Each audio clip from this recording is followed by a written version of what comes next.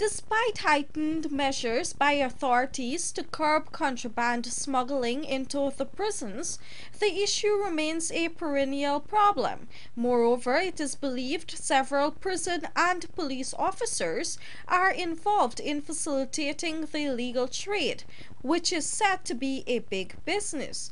In fact, back in May, 5 prison officers got into trouble for their involvement in taking marijuana into the Lusignan prison, while only last week a policeman was caught attempting to throw more contraband items into the holding area of the same facility.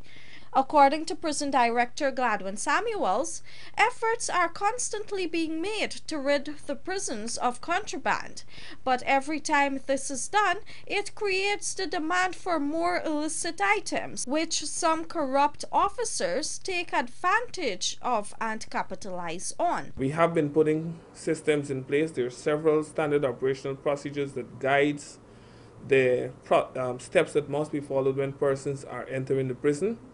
But what is clear is that there seems to be established syndicates. These are officers who are working in collusion with each other to facilitate the movements of these items into the prison. We do not have the luxury of being able to have a gazetted rank on every shift. And in the absence of these persons who can lend oversight, the persons on the ground tends to capitalize on those opportunities to carry out their illegal acts. Samuels went on to note that while several methods are there to gather intelligence in the prison environment, these efforts are hindered by the practice of officers who see and don't report such acts by their colleagues.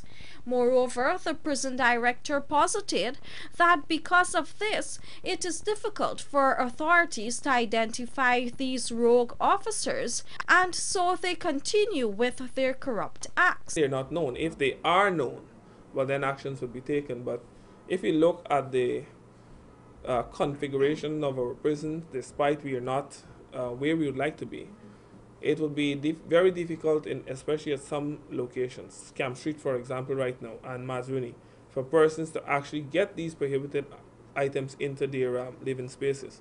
But the fact that you cannot link it to a specific time, it is difficult for you to sanction persons who are on duty, because sometimes when you're discovering it, who knows, it can be 2-3 days after it is already in the prison. So to just go and bring charges against the persons who are on duty at the time might not be in the best interests of the service. Nevertheless, the prison director asserted that steps are being taken to acquire scanners to further beef up security and prevent the smuggling of contrabands into prison facilities.